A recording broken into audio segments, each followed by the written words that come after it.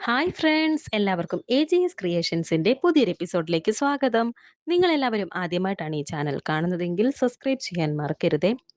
സേതുമാധവൻ അവന്തികയെക്കുറിച്ച് പറഞ്ഞ കാര്യങ്ങൾ സച്ചി അർച്ചനയോട് പറയുന്നുണ്ട്.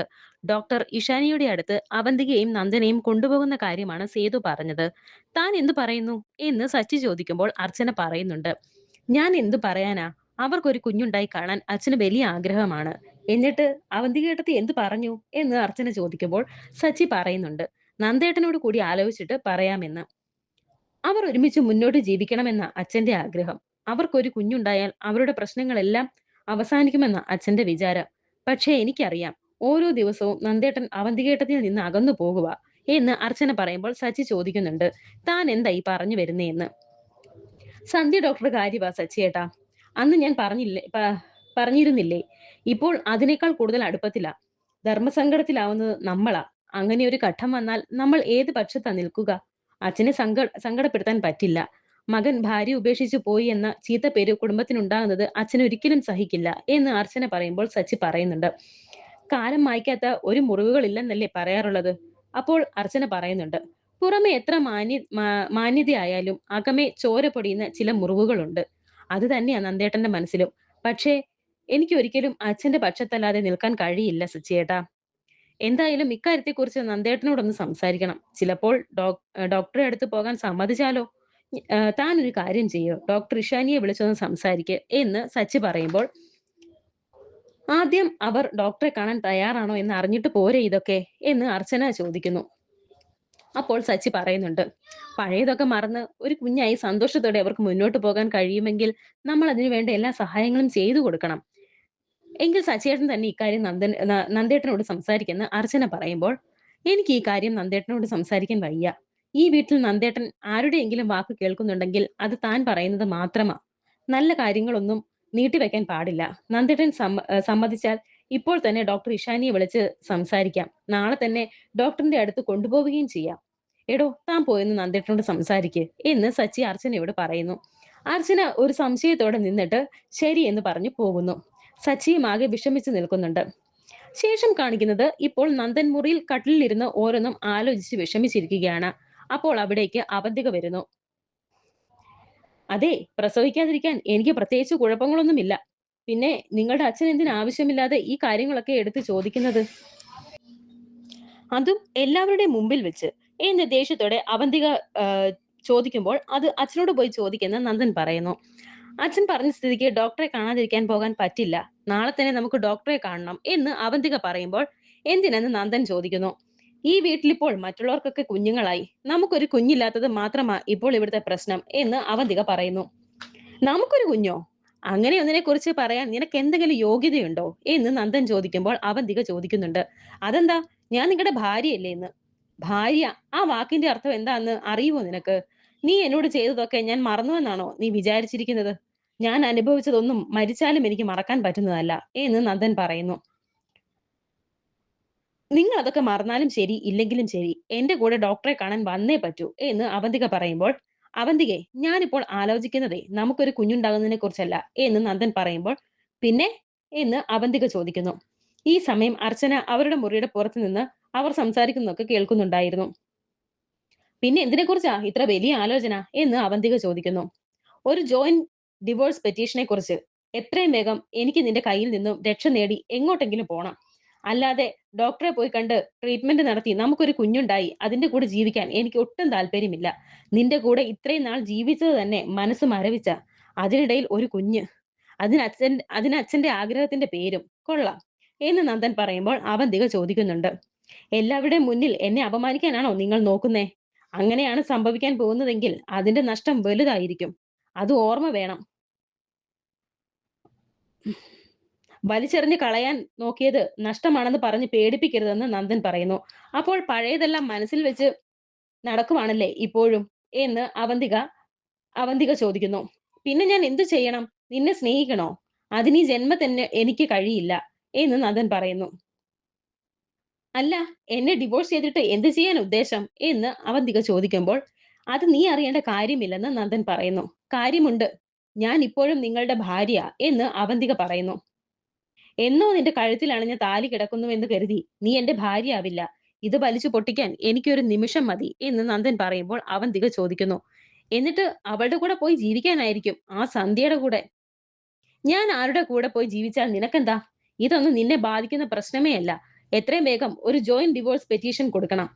അതാണ് നിനക്കും എനിക്കും നല്ലത്. ശത്രുക്കളെ പോലെ ഒരുമിച്ച് മുന്നോട്ട് ജീവിക്കുന്നതിനേക്കാളും നല്ലത് എല്ലാം പൊട്ടിച്ചെറിഞ്ഞ് പരസ്പരം അകന്നു പോകുന്നത് തന്നെയാ എന്ന് നന്ദൻ പറയുന്നു. അപ്പോൾ നെല്ലിശ്ശേരിയിൽ നിന്ന് നിങ്ങൾക്ക് എന്നെ പുറത്താക്കണം അല്ലേ? അത് നടക്കില്ല. അതിന് ഞാൻ സമ്മതിക്കില്ല എന്ന് അവന്തിക ദേഷ്യത്തോടെ പറയുന്നു. ഇത് കേട്ട് നന്ദൻ ഒന്ന് പുച്ഛത്തോടെ ചിരിച്ചിട്ട് പറയുന്നുണ്ട്. അവന്തികേ, മനസ്സുകൊണ്ട് നിന്നെ ഞാൻ എന്നേ ഡിവോഴ്സ് ചെയ്ത് കഴിഞ്ഞു എന്ന്. ഡിവോഴ്സ് നടക്കുന്നത് മനസ്സിലല്ലോ, കോടതിയിലല്ലേ. അവിടെ ഞാൻ പറയുന്നത് മാത്രമേ കോടതി കേൾക്കൂ. നിങ്ങൾ എന്റെ കൂടെ വരും, ഡോക്ടറെ കാണുകയും ചെയ്യും എന്ന് അവന്തിക പറയുമ്പോൾ നന്ദൻ പറയുന്നുണ്ട്. ഞാൻ നിന്റെ കൂടെ വരും. പക്ഷേ ഡോക്ടറെ കാണാനല്ല, അഡ്വക്കേറ്റിനെ കാണാനായിരിക്കും. ജോയിന്റ് ഡിവോഴ്സ് പെറ്റീഷൻ കൊടുക്കാൻ. ഇതല്ലാതെ മറ്റൊന്നും ഇനി നമ്മുടെ ജീവിതത്തിൽ സംഭവിക്കില്ല എന്ന് ഉറപ്പാണോ എന്ന് അവന്തിക ചോദിക്കുമ്പോൾ, അതെ, മടുത്തു. സമാധാനമായിട്ട് കുറച്ചു നാളെങ്കിലും എനിക്ക് ജീവിക്കണം. അതിന് ഡിവോഴ്സ് കിട്ടിയേ തീരൂ എന്ന് നന്ദൻ പറയുന്നു. ഇതെല്ലാം കേട്ട് അർച്ചന പുറത്തു തന്നെ നിൽക്കുന്നുണ്ട്. നിങ്ങൾ ആഗ്രഹിക്കുന്നതൊന്നും നടക്കില്ല. എന്നെ ഉപേക്ഷിച്ച് ഡിവോഴ്സും വാങ്ങി മറ്റേതെങ്കിലും ഒരുത്തിയുടെ കൂടെ പോയി ജീവിക്കാമെന്ന് വിചാരിക്കേണ്ട. അത് നടക്കില്ല. പഴയതൊക്കെ മറക്കാൻ ഞാൻ തയ്യാറാ. നിങ്ങളും മറക്കണം എന്ന് അവന്തിക പറയുമ്പോൾ, കൊടുക്കുന്നവരൊക്കെ പെട്ടെന്ന് മറക്കും. പക്ഷേ കൊള്ളുന്നവർ അത്ര പെട്ടെന്ന് മറക്കില്ല. മരണം വരെ അതിന്റെ നീറ്റൽ ഇങ്ങനെ ഉള്ളിൽ നിൽക്കും. എന്നോട് ചെയ്തതൊക്കെ ഓർക്കാതെ ഒരു ദിവസം പോലും എനിക്ക് ഉണരാനോ ഉറങ്ങാനോ കഴിയില്ല. എല്ലാവരുടെയും മുന്നിൽ സന്തോഷം അഭിനയിക്കുമ്പോഴും ഒരുമിച്ച് ജീവിക്കുന്നു എന്ന് തോന്നിപ്പിക്കുമ്പോഴും എന്റെ മനസ്സിൽ നിന്നോട് വെറുപ്പ് മാത്രമേ ഉള്ളൂ. അച്ഛന്റെ ആഗ്രഹത്തിന്റെ പേരും പറഞ്ഞ് എന്നെ അതിൽ കുരുക്കിയിടാൻ ശ്രമിക്കണ്ട. ഡിവോഴ്സിൽ കുറഞ്ഞ ഒരു കോംപ്രമൈസിനും ഞാൻ തയ്യാറല്ല എന്ന് പറഞ്ഞ് നന്ദൻ പോകാൻ തുടങ്ങുമ്പോൾ അവന്തിക പറയുന്നു, പൊക്കോ. പക്ഷേ ഈ ജന്മത്തിൽ നിങ്ങൾക്ക് ഡിവോഴ്സ് കിട്ടില്ല. നെല്ലിശ്ശേരിയിലെ മരുമകളുടെ സ്ഥാനം മറ്റേതെങ്കിലും ഒരുത്തിക്ക് കൊടുത്തിട്ട് ഇവിടുന്ന് കൈയും വീശി ഇറങ്ങി പോകാൻ എനിക്ക് സൗകര്യമില്ല. നോക്കിക്കോ, നിങ്ങളുടെ കുഞ്ഞിനെ തന്നെ ഞാൻ പ്രസവിക്കും. നിങ്ങളുടെ ഭാര്യയായിട്ട് തന്നെ ഈ വീട്ടിൽ ഞാൻ മരണം വരെ ജീവിക്കുകയും ചെയ്യും. അത് നിങ്ങൾക്ക് ഉടനെ തന്നെ മനസ്സിലാകും എന്ന് വളരെ ദേഷ്യത്തോടെ അവന്തിക പറയുമ്പോൾ നന്ദൻ അവിടെ നിന്നും ഇറങ്ങി പോകുന്നു. പെട്ടെന്ന് തന്നെ അർച്ചന അവിടെ നിന്നും മാറി നിൽക്കുന്നു. അവന്തിക വളരെ ദേഷ്യത്തോടെ നിൽക്കുന്നുണ്ട്. അർച്ചന ഇപ്പോൾ സച്ചിയുടെ അടുത്തേക്ക് വന്നിരിക്കുകയാണ്. എന്തായി, താൻ നന്ദേട്ടനോട് സംസാരിച്ചോ എന്ന് സച്ചി ചോദിക്കുമ്പോൾ അർച്ചന പറയുന്നുണ്ട്, ഇനി അത് സംസാരിക്കാൻ പറ്റുമെന്ന് തോന്നുന്നില്ല. അവർ തമ്മിൽ ഡിവോഴ്സ് ആകാൻ പോവുക എന്ന് പറയുമ്പോൾ, ഡിവോഴ്സോ? താൻ എന്തൊക്കെ ഈ പറയുന്നേ എന്ന് ഞെട്ടലോടെ സച്ചി ചോദിക്കുന്നു. ഞാൻ പറഞ്ഞത് സത്യമാ. ഡിവോഴ്സ് വേണ്ടത് നന്ദേട്ടനാ. നമ്മൾ വിചാരിച്ചത് പോലെയൊന്നും അല്ല കാര്യങ്ങള്. നന്ദേട്ടൻ പഴയതൊന്നും മറന്നിട്ടില്ല എന്ന് പറഞ്ഞ് അവർ തമ്മിൽ സംസാരിച്ച കാര്യങ്ങളൊക്കെ സച്ചിയോട് പറയുകയാണ് ഇപ്പോൾ അർച്ചന. നന്ദേട്ടനെ ഒരിക്കലും തെറ്റു പറയാൻ പറ്റില്ല. പക്ഷേ ഈ അടുത്ത കാലത്ത് പ്രശ്നങ്ങളൊന്നും ഇല്ലാത്തത് കൊണ്ട് എല്ലാം ഒന്ന് ശാന്തമായെന്നാ ഞാൻ വിചാരിച്ചത് എന്ന് സച്ചി പറയുമ്പോൾ, നന്ദേട്ടന്റെ മനസ്സിൽ ഇപ്പോഴും ഒന്നും ശാന്തമായിട്ടില്ല. ഉള്ളിലെ തീക്കനൽ ഇപ്പോഴും പുകഞ്ഞുകൊണ്ടിരിക്കുക. നന്ദേട്ടൻ ഡിവോഴ്സ് വേണമെന്ന് പറഞ്ഞ കാര്യം അച്ഛൻ അറിഞ്ഞാൽ ഇവിടെ ഒരു പൊട്ടിത്തെറി ഉണ്ടാകും. അത് ഉറപ്പാ. അച്ഛന്റെ ഇപ്പോഴത്തെ ആരോഗ്യസ്ഥിതി ഓർക്കുമ്പോഴാ എനിക്ക് പേടി.